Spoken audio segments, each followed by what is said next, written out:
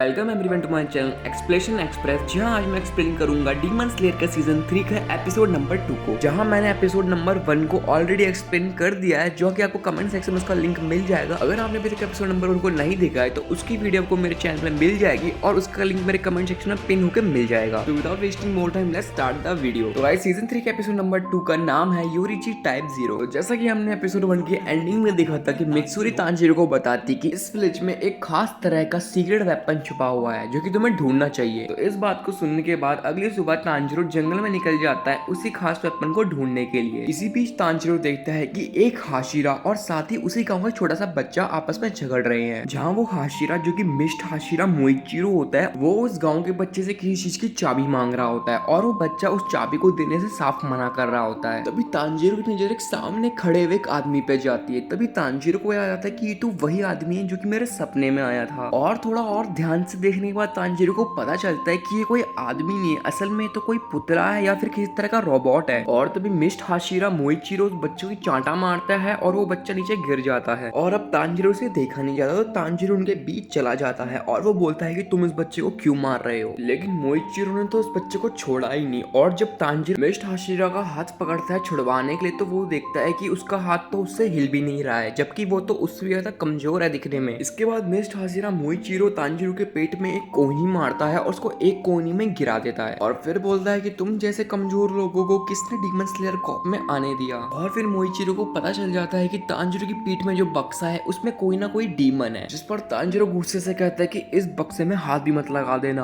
और उसी के साथ उस बच्चे को भी उससे छुड़वा लेता है। फिर उस बच्चे को लगता है कि तांजीरो अच्छे बनने की कोशिश कर रहा है, तो वो बच्चा कहता है कि शायद कुछ भी हो जाए, मैं तुम दोनों में से किसी को भी वो चाबी नहीं दूंगा। जिस पर मिस्ट हाशिरा मोइचिरो उस बच्चे की बेइज्जती करता है और बोलता है कि तुम बस मेरा टाइम वेस्ट कर रहे हो, तुम्हें नहीं पता कि एक हाशिरा का टाइम कितना ज्यादा इंपॉर्टेंट होता है। और साथ ही ये भी बोलता है कि तुम बस हथियार बना सकते हो, उसे चलाना नहीं जानते, तो इसलिए जो मैं बोल रहा हूँ वो चाबी मेरे को दे दो और मेरा टाइम वेस्ट मत करो। जिसे सुनकर तांजीरो गुस्से से कहता है कि तुम ऐसा कैसे कह सकते हो, अगर ये लोग हमें तलवार बना के नहीं देंगे तो हम कैसे लड़ेंगे, और साथ ही अगर इन्हें हमारी जरूरत है तो हमें भी इनकी उतनी ही जरूरत है। जैसे सुनने के बाद मोइचिरो साफ साफ बोलता है कि मुझे तुम्हारी बोरिंग स्पीच सुनने का कोई मन नहीं है। जिसके बाद मिस्ट हाशिरा तांजीरो की गर्दन में इतनी तेज मारता है अपने हाथ से कि वो सीधा बेहोश हो जाता है। और जब तांजीरो अपने होश में आता है तो उसे पता चलता है कि मिस्ट हाशिरा वहां से वो चाबी लेके जा चुका है। तांजीरो उस बच्चे से पूछता है कि रोबोट से दिखने वाली चीज कहाँ गई, अभी तक तो यहीं थी। जिस पर हमें पता चलता है कि उस बच्चे का नाम है कोटेत्सु और असल में वो रोबोट एक डीमन स्लेयर्स और हाशिरा की स्किल्स बढ़ाने के लिए एक फाइटिंग टाइप रोबोट थी, जिसमें पूरे 108 मूव्स थे अलग अलग तरीके के, जिससे हाशिराज और डीमन स्लेयर्स अपनी ट्रेनिंग कर सकते थे और अपने स्किल्स को और पहले से भी कहीं गुना बेहतर बना सकते थे। और फिर उन दोनों को ही तलवार चलाने की आवाजें आती हैं। जब वो आगे जाके देखने जाते हैं तो वो देखते हैं कि मोइचिरो ने तो अपनी ट्रेनिंग स्टार्ट भी कर दी है। इसके बाद तांजीरो पूछता है कि इस रोबोट के 6 हाथ क्यों हैं, जिस पर वो बच्चा बताता है कि असल में ये रोबोट उसके पूर्वजों ने बनाया है, वो भी एक योद्धा के ऊपर जिनका नाम था योरीची। तो तब भी वही नाम इस रोबोट को भी दिया गया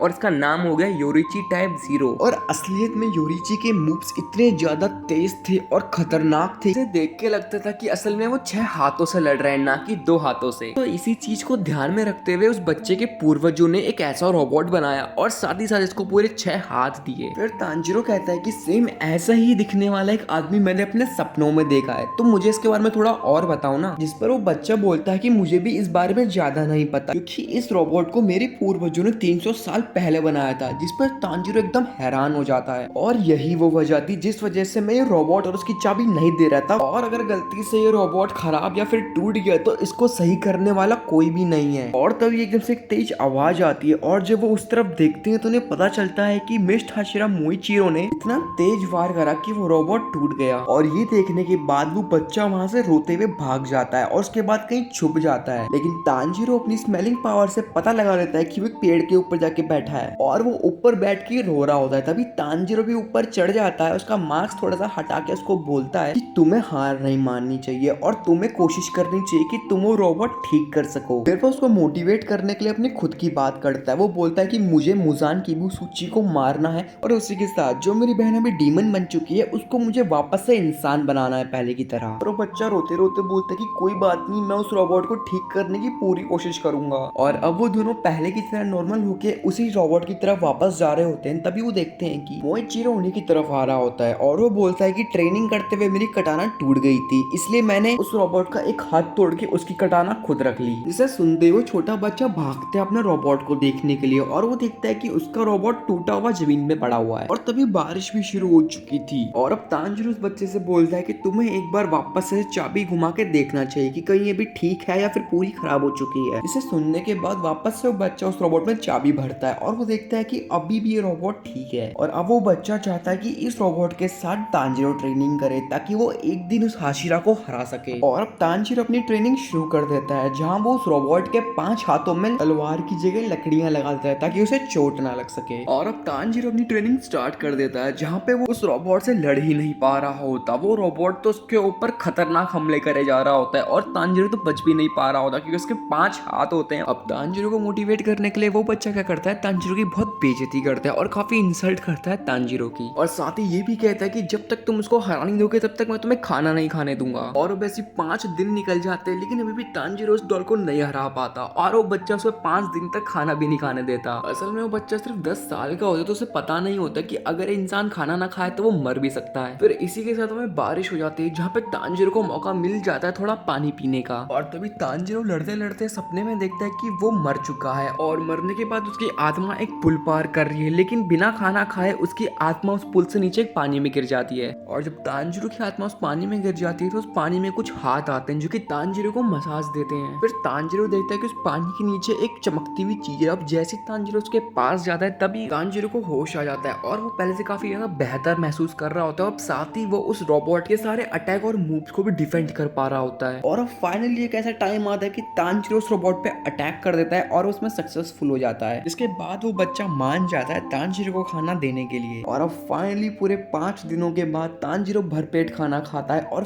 फिर एकदम एनर्जी के साथ रेडी हो जाता है उस रोबोट से लड़ाई करने के लिए। और अब तांजिरो खाना खाने के बाद बहुत एनर्जी के साथ उस रोबोट के साथ लड़ाई करता है और काफी अच्छी टक्कर देता है उस रोबोट को। जहाँ पे वो छोटा बच्चा पीछे से बोलता है कि तुम अपना पूरा 100% दो, मैं उसे वापस ठीक कर दूंगा, तुम उसकी चिंता मत करो। तो सुनने के बाद तांजिरो अपनी पूरी ताकत के साथ उस रोबोट की गर्दन में ऐसा मारता है कि उसकी पूरी गर्दन टूट के अलग हो जाती है। और अब फाइनली तांजिरो ने उस रोबोट को हरा दिया होता है। और फिर तांजिरो देखता है कि उस रोबोट की गर्दन के अंदर एक तलवार रखी हुई थी, यानी कि वो सीक्रेट वेपन अब तांजिरो को मिल चुका था जो कि पूरे 300 साल पुरानी तलवार थी। और इसी के साथ शानदार सा एपिसोड यहाँ खत्म हो जाता है। तो गाइस बस 1 मिनट रुक जाओ, मेरी एक लास्ट बात सुन लो, उसके बाद आप चले जाना। तो गाइस इस वीडियो को बनाने के पीछे मेरे 3-4 दिन लगे हैं। तो गाइस यार देखो, मैंने बहुत मेहनत से वीडियो बनाई है, अपना 100% इस वीडियो के अंदर दिया है। तो गाइस बस आप मेरी उस मेहनत को सपोर्ट कर सकते हो बस यार एक लाइक और सब्सक्राइब करके, ताकि आपकी वजह से ये वीडियो आगे लोगों तक पहुंच सके। तो यार देखो, मैं रिक्वेस्ट ही कर सकता हूँ, जबरदस्ती तो नहीं कर सकता, इसलिए गाइस प्लीज यार एक लाइक और सब्सक्राइब कर देना और कमेंट में बताना कि वीडियो कैसी लगी। तो बस यार इतना ही, अब मिलते हैं बहुत जल्द एपिसोड नंबर 3 के साथ।